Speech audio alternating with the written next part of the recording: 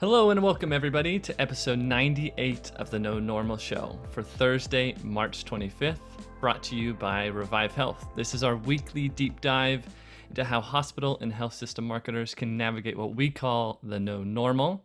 I'm Chase Kleckner, the show's producer and today's guest host. Chris is on vacation and most likely having a nice pina colada on the beach right now while we speak. But just like Jeopardy's executive producer once said, the show must go on. So we've got Gretchen Smithson filling in today as our producer. Thanks for joining us on the show, Gretchen. Glad to be here.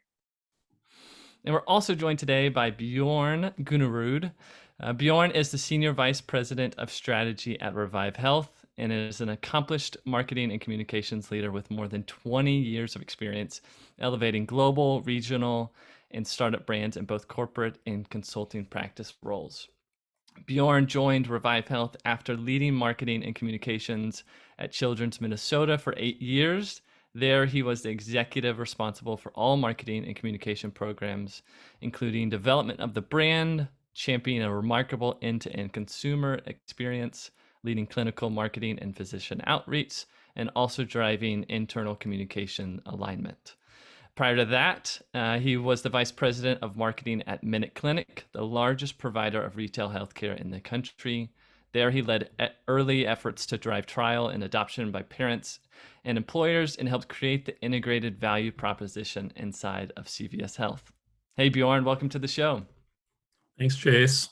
Good to see you finally at the helm. Yeah, excited about it. Well, before we jump into the show, I've got a few notes. On this podcast, we'll be sharing industry trends, research, stories from those within and outside of the industry, and other ideas and content to help health system marketers navigate what we call the no normal successfully.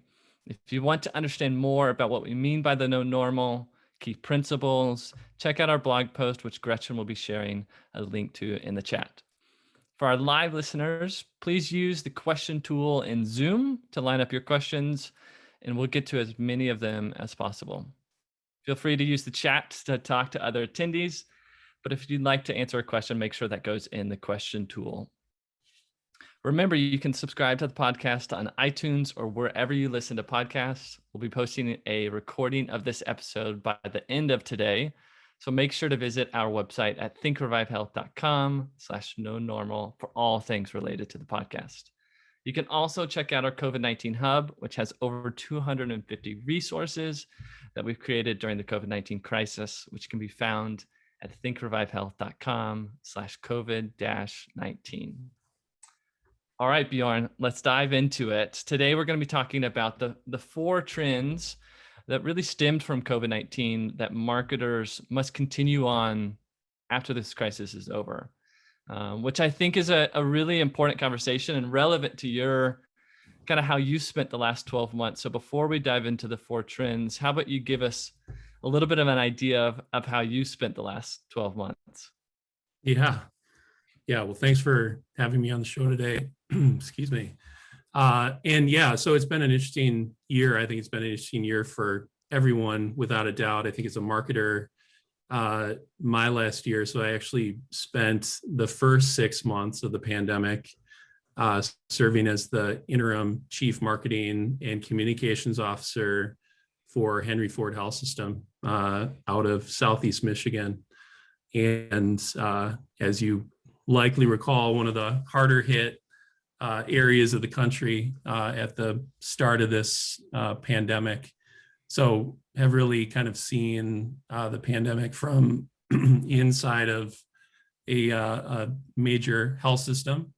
And then as we've kind of shifted towards more work around the vaccine, I've resumed my role, as you said, as a strategist inside of Revive Health, now consulting with so many of our great clients on how we manage through this next phase of the pandemic.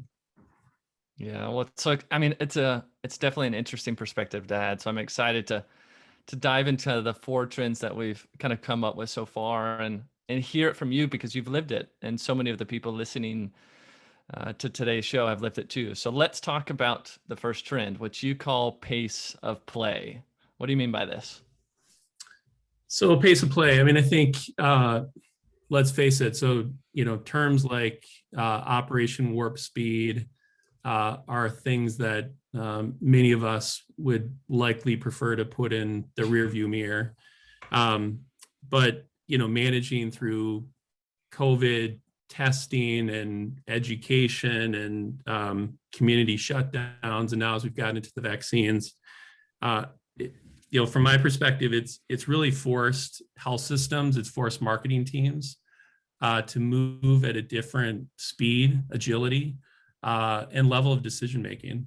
And while of course, I mean, there are things to learn that we want to move past, I think there's a lot to learn from this time in our lives that we definitely want to take forward as well. So I think pace of play is something that is definitely a trend to take a lot of good forward into the future. Yeah, it feels like COVID really forced us to remove the nice to haves in our marketing plans and our kind of comms plans, and really drove us into what seems like two really areas, which was driving surgical volume back, and then also just managing the crisis from a communication standpoint from in our communities. Is that what's the importance there of continuing that kind of that pace of play and that decision making to the future of the marketing teams? Well, I mean, I think in my mind, what's most important right now. So if you ask most marketing teams, most marketing leaders, I think there's a little bit of, one, people are just trying to get through it like most organizations whole, because there's been high burnout, right? I mean, everyone's exhausted. We're all exhausted mentally, physically, and just want to get past, obviously can't overlook just how many lives have been lost and how many lives have been impacted from this pandemic. But I think generally speaking, as marketers, as communicators, we feel like we've been in crisis mode. Yeah. And I think crisis always creates sort of a different level of intensity and collaboration. But to me, the piece that have been really kind of advising clients to do, and even while at Henry Ford, was trying to make sure that we don't miss out on the chance to also try to document some of the things that we're doing differently. Because I think there's a lot to be gained in trying to understand, again, like what actually might be working better. Like you said, what are things that we've actually stopped doing that in truth didn't matter all that much in the past, and we should be honest about whether we need to bring it back. But just making sure that, again, we don't sort of walk by this. Yeah, kind of to that point, which is leading into our second trend, is we saw this focus and alignment, which is kind of your second trend that we'll dive into more. Yeah. Organizationally, like it wasn't just an alignment from a marketing and communication standpoint, but truly there was an alignment organization-wide to really end the pandemic. And that was the focus this last 12 months. Tell us a little bit more on how we want the need for that to continue and why that's so important for the future of our industry and staying relevant. Yeah, I mean, so right. So if you want to talk about that sort of trend number 2, focused in alignment, I mean, absolutely. So from my perspective, so marketers, like, we're constantly in the crosshairs of, I don't know, what I would call bad organizational prioritization. In truth, like, every system I've ever been a part of, from the inside or the outside, is well-intentioned, right? I mean, we're mission-driven organizations, and it's hard to say no to things that matter, particularly when you're impacting lives the way that a health system does. But you're right. I mean, I think when you look at people, processes, strategies, even investment over the last year, every single thing has been pointed towards really one thing, and that's ending the pandemic. And I think there's something to be gained and learned from that. And so soon and already, right, there's a desire to start to shift that focus and start to think about getting back to normal. But that also kind of sends some shivers up my spine, because walking away too fast, I think we're going to ignore a really important lesson. And it seems like moving too fast is almost maybe there's a fear of going back to how things were, right? And how we used to make decisions, or how there were so many priorities organization wide. I mean, what's the best way we can kind of keep that mentality of organization wide? We had that one goal, that one objective. It feels like unless we have an intent focus on minimizing the kind of mixed priorities, there's just a sense of that the quick decision that we had in the COVID crisis is going to go back to that kind of slow decision making. Yeah. Well, I mean, I think, it's like you said, and the pandemic, right? Everybody is motivated for different reasons, but all with the same purpose. Yeah.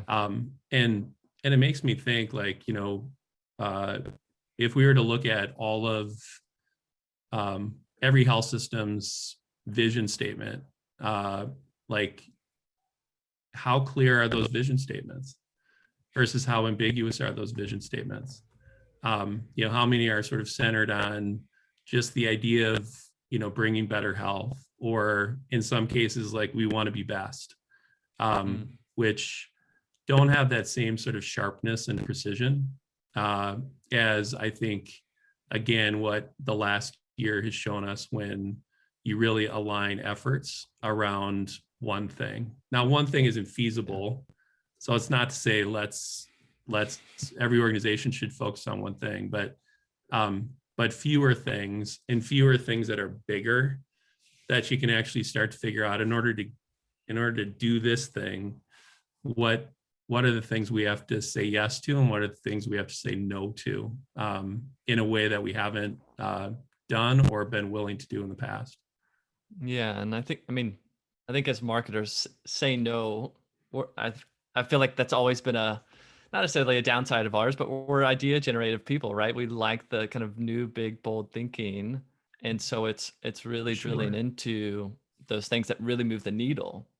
For sure. Well, and I mean, I think it was interesting. Like, we were having some conversation the other day about institutions like Optum Health, and how they've kind of taken this time in this crisis, and I think as you look at UHG, as they've kind of bought, acquired, built the continuum of healthcare, how you're starting to see them get out and actually start to talk about it. Starting to see bigger sort of ad campaigns talking about the work. And I don't know, I think as health systems, we need to be paying attention to that. In some cases, health systems are partnering to be in part included in that. But many aren't. And, I think there, again, is something to be said. Likewise, like, I think of Amazon Health, and, Amazon Health is coming. So again, back to the vision and the purpose, if we're just going to get back to the business of sick care, without recognizing, Amazon Health and what they're doing in the corporate health space, but how many people they're going to start to impact, how many people they're willing to offer virtual, and then create people come in direct to your house. Like, things are changing, right? We've got to think about how we prioritize and focus ourselves. Yeah, I mean, if there's any company out there that understands consumers, that's Amazon, right? And I think that leads us into kind of our next point. And I think we can't look at the COVID crisis without seeing the meteoric rise in the desire for consumer data and preferences, especially in health systems too, of really trying to get at what people are thinking, what people are fearing, what are their fears, who do they trust in this pandemic? What was it about this crisis that really desired to understand the consumer at what felt like a newer level than we ever have as health systems? Yeah, well, I mean, I think it's sort of happened at different stages with different levels of need, right? I mean, I think early on, it probably came through more of the negative space, which was an early awareness that that when it came to the ability to receive care and in some cases get tested, there was certainly a belief of equity issues, right? That people of color were being mistreated, and I think that forced health systems to pay attention. So I'd certainly say that I think was one spark. I think the other then with vaccines is the flip is trying to now, based on legacy trust, but now when you're trying to distribute vaccines and make sure that everyone kind of has confidence and belief in the power of these new vaccines, you're going back to those same communities of people and saying, hey, with this vaccine, trust us and take a shot in the arm. And there's just a lot of like colliding messages, emotions, conversations that I think have just forced, health systems, marketers, like we all have to kind of get real with it. Yeah. Well, I mean, there's also been some challenges, I would say, trying to leverage this consumer data. Some of us more prepared than others, whether that's our adoption of CRM, whether that was a year ago, or if we're still in the same process, if we're in the process of adopting it. I think back on a conversation we had with Amy from Emory Healthcare, where they had adopted it maybe a year and a half ago. And this really was an opportunity for them to showcase the capabilities of CRM and how they were able to use personalized marketing through, whether it was vaccines or just communication about elective surgeries, getting them back to receiving care. They really leveraged it as an opportunity to sell to their internal leadership of like, hey, this is what we can do. Yeah. And they used it really as an opportunity to say, hey, we need some more investment from a technology standpoint. Yeah. And it was really well received. So I can't imagine that wasn't everyone's position, but for those that were ready on a consumer and data perspective, I think they really leveraged it well. Yeah. I mean, that's great to hear. And I think, if you look across the country, I think everyone is at a different stage of their CRM journey. So, that's great to know if, Emory has been able to actually take and, use it as a catalyst moment. I think in many other cases, it's a matter of, in a sense, the recognition of how underprepared we've been relative to those back end technologies. And even if the technologies are in place, it's a question of, is the data connected? So you might have a front end or a marketing CRM, but is the CRM connected into the patient data that allows you to truly not only understand the patients, but even when you're talking about some of the initiatives that have needed to take place, thinking about vaccine eligibility and communicating out to people, like, do you have the wherewithal to be able to do that? There's a question that just came in that we can address because we're talking about CRMs. It says about CRM, are there specific software recommendations for healthcare systems? Can it be operationalized without software? What are your thoughts there, Bjorn? Yeah, I think it's a good question, important question. I think CRM's a tough one to do without true software. I think you can certainly do a little bit of it if you've got some, wicked experts with Excel tracking and data mapping, but you're going to get overwhelmed as soon as you try to do anything more sophisticated. Relative to, platforms themselves, I think there's obviously quite a number of companies out there. I think you're starting to see more and more consolidation in the field. And, we're trying to obviously help a lot of clients through that navigation of which is best. Because there isn't necessarily a single solution for everyone. You kind of have to assess what's going on within the system, what are their needs, what are they trying to do. But certainly, you've got the eVariant Health Grades platform that a lot of systems use, and then Salesforce is certainly what a lot of other systems are starting to use more prolifically as well, just based on their not only marketing cloud but health cloud. So I don't know that I have a single answer on this podcast, but I certainly think it's something that you shouldn't try to rely solely on spreadsheets and a team to do. Well, yeah, and I think that gets to the point of, is this just a marketing tool, right? No. Is this just a tool for the marketing team, and that feels like a huge opportunity lost if that's the case, right? This needs to go system wide. Yeah, spot on. I mean, and that goes back to that, like, yeah, sorry, Chase. That I think that goes back to the point, like, I think that's always been the issue, is if and where marketing CRM is a marketing platform and or a marketing challenge alone, that's where you're going to see, I mean, it's just going to be less effective.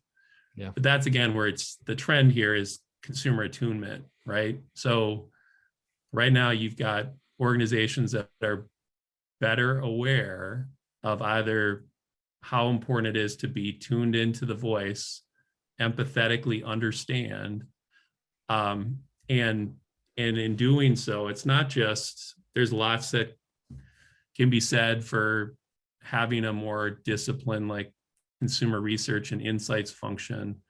But yes, on the CRM side, making sure that that's not a marketing solution, it's an enterprise solution.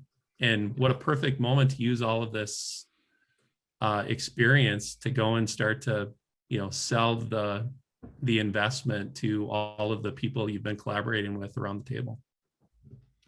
Yeah, someone said in the chat they've tried it to do it the cheap it way. Yeah, and it just it doesn't work, right? Like, yeah, we would like for it to work, and I know we had talked about maybe during the middle of the crisis, and obviously you can't set up a CRM in the middle of the crisis, and what were the ways around that. And I remember Chris Wickline came on and was like, let's just have all your physicians call the patients that, had schedules coming up, and trying to fill that pipeline. So that was one way of doing it. But long-term, showcasing the true value of marketing, it really needs that enterprise level of solution. So, yeah, I mean, I think the other, one of our clients right now is using this as a moment to step back and think about their brand strategy.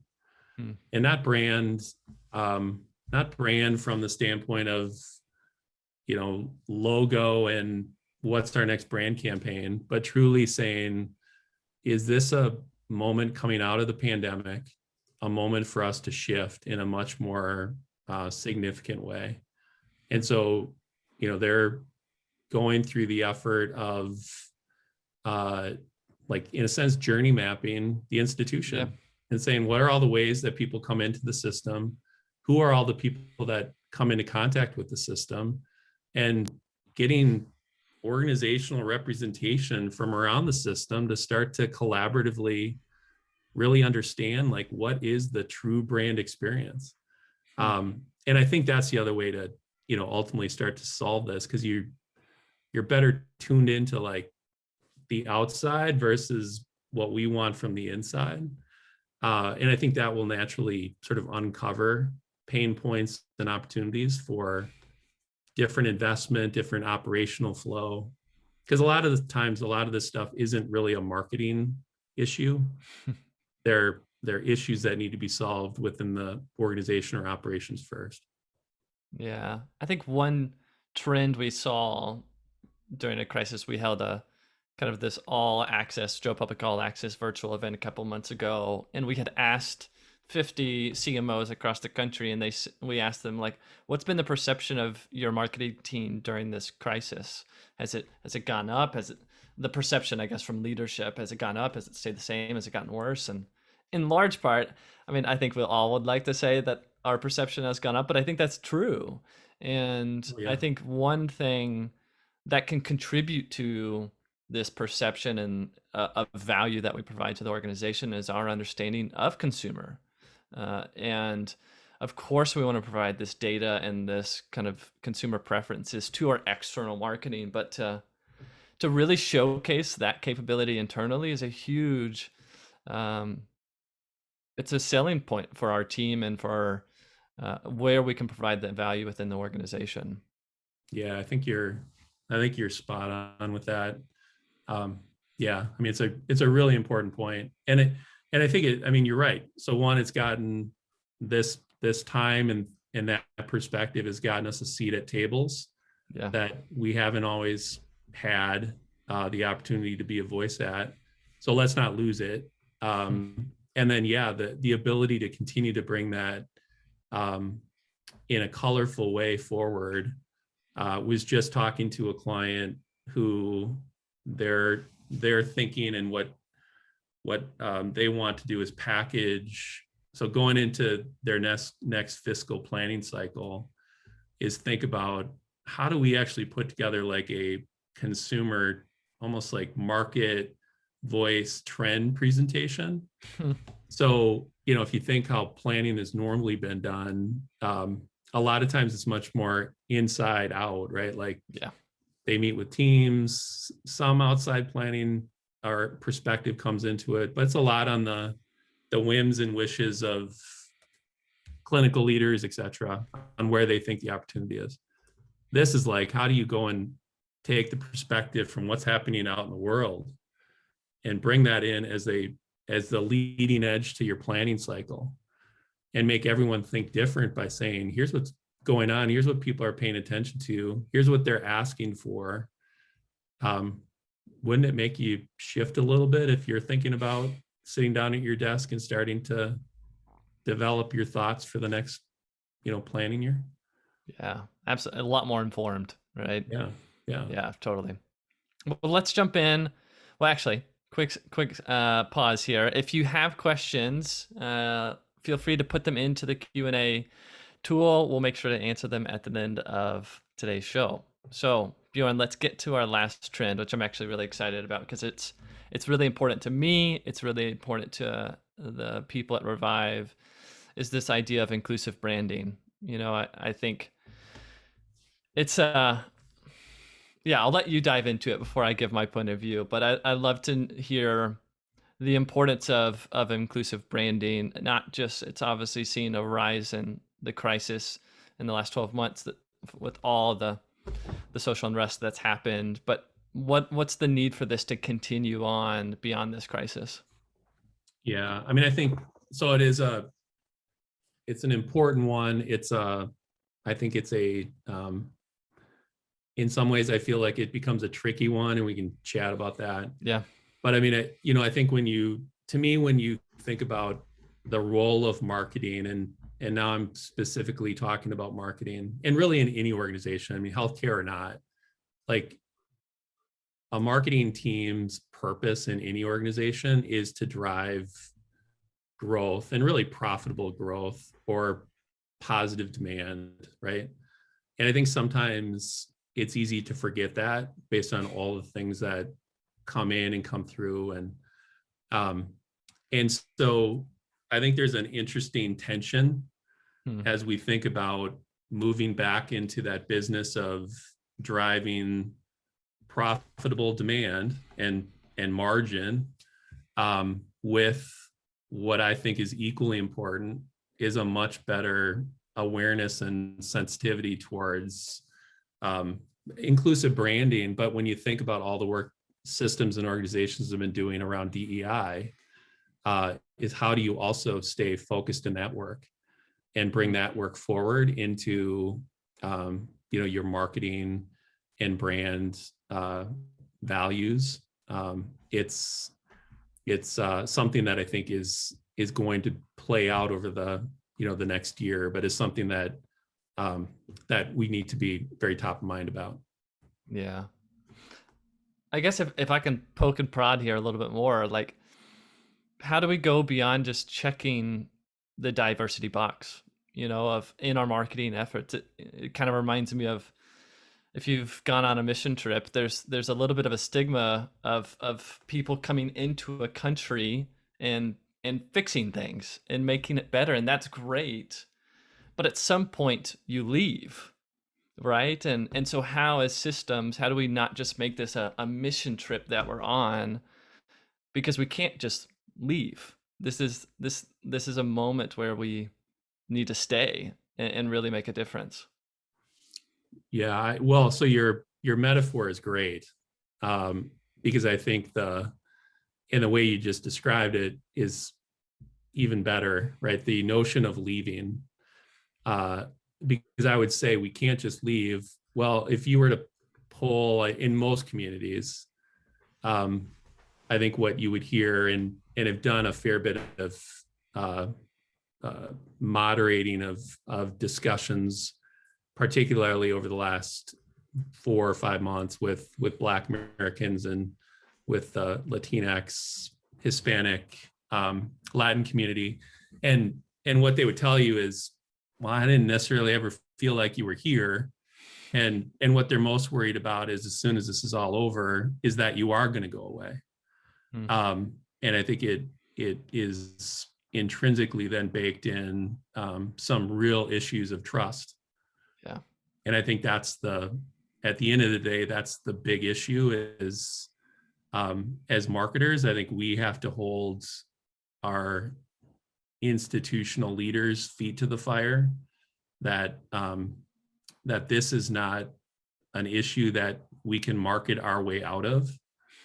This is something that is going to require commitment and continuity and practice around, if we're going to sort of set a different narrative when it comes to the inclusiveness of our brand. Yeah, and I think there's this notion that as health systems, we didn't used to speak on these, Right. Topics and issues in the world, and that I think has changed. That I mean, I know we've talked to some CMOs around the country, and they're like, I feel like I have to make a press release to everything right now, and some of that is true, but this is one of those that this goes way beyond a press release and beyond checking the diversity box in your marketing efforts.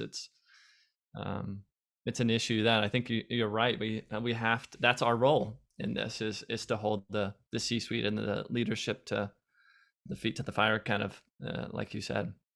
Well, I think it goes also back to just, we also as institutions need to better understand what is really going on.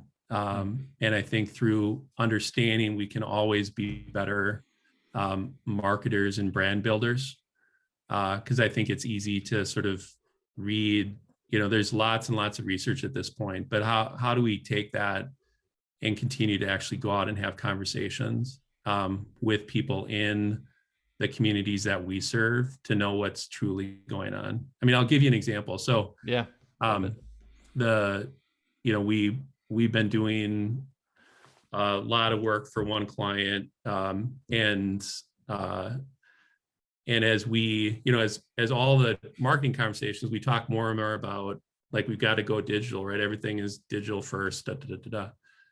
But if you look at where vaccination rates are trending lowest, where vaccination hesitancy is highest, at the moment, it's with the Latinx community, and particularly in sort of the underserved, low income, low household, or low education. And so to think the way to solve that is to do it via digital. Well, one, we've quickly realized that's probably not the best way. Certainly we can get them via social media and things, but to ask them to then go in and sign up for vaccines via online tools may not be, if that's the only option, the best option. We have to think about, dedicated Spanish phone lines. We have to think about old school direct mail, still super effective. But also messaging. We recognize that as much as we've been very quick to try to solution by saying, we just need to get out and we need to tell them that the vaccines are highly effective, and the Latinx community was part of clinical trials, and all the things that you're hearing everywhere. But what we've learned is that for a large portion, or certainly a portion of this community, what they're most worried about, why they're hesitant, is because they're worried they're going to be asked to give a social security number when they go in to get their vaccine. And again, that's relevant to vaccines, but when you fast forward it is again this idea of how well do we know the people that we serve? And if we don't really know what life is like, how do we meet their needs and think about everyday health needs, and certainly complex acute needs, in a more valuable, important way?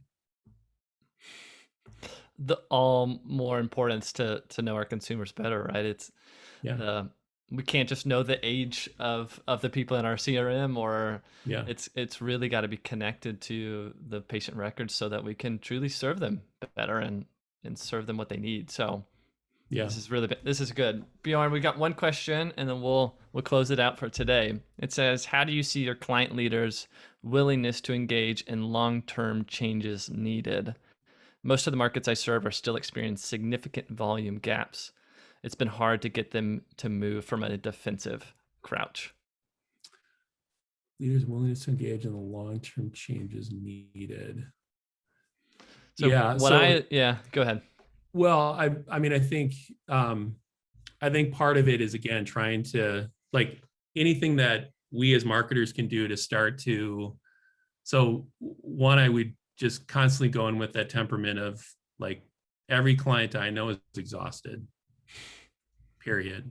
Yeah. I know as consultants, like, we sometimes feel it, but it's a different heaviness when you're working inside of a health system. I mean, your colleagues on the front line, with what they've confronted over the last year, I mean, you just can't put words to it. And that the whole system feels it. And so, like, I think that's part of what creates that defensive stance, is just like their ability to kind of get, like, how do I find a way to refresh in order to get that renewal? I think that's, so some of it. I think anything that we can be doing to bring forward ideas and perspective about what's been going on while we've been away. So things like Amazon Health and some of these other brands that have been doing a lot to invest and continue to kind of think and evolve the way healthcare is received.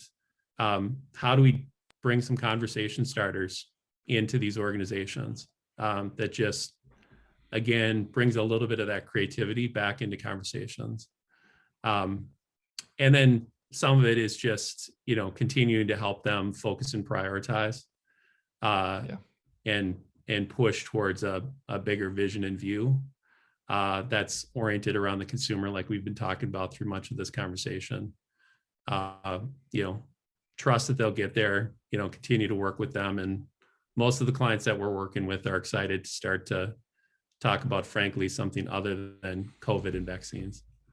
Yes, I think there's definitely it's like the exhaustion is there, but the interest into the next phase of this, right? Into getting back to maybe even more, traditional marketing efforts that we're used to. And it feels like it reminds me of when we used to not be able to operate our systems. It used to only be able to be a COVID kind of hospital. And then at some point operationally, we were able to operate a COVID floor and also have elective surgeries. From that standpoint, it feels like we kind of have to have two parallel paths going on from a marketing perspective. It's that marketing, that the planning for the future, but still operating on the now and the here and now. And that is pretty daunting a little bit to be able to operate in both places. But I think there's no way to stop current efforts to continue to drive surgical volume, but also you can't wait to address these long-term issues that we're seeing. But start small too. I mean, I think sometimes the whole thing can feel overwhelming if you're, again, going from the seismic element that's been COVID to now we've got to help every single person in the organization get back to renewal. So pick a few concentration areas and start there, just to get the team thinking again that way, and show them that that there is a way to think and do things differently. Well, Bjorn, this has been great. I think this is where we'll end it. Thank you so much for your time and your insights. I know I really enjoyed it, and I'm sure the other attendees did too. Thank you. Always good to see you. Yeah, you too. And Gretchen, thanks for filling in as producer for today. Thanks for letting me join today. Yeah, of course. Well, please let us know if there's something you'd like us to cover by posting in the chat or by shooting us an email at nonormal@thinkrevivehealth.com. We want to make sure we're talking about things that are of interest to you. So put those in the chat when you can. And remember to visit thinkrevivehealth.com/COVID-19 for a recording of today's episode and all of our content related to this crisis. And don't forget to subscribe on iTunes or wherever you listen to podcasts. And until next week, good luck out there in the no normal. Thanks, everybody.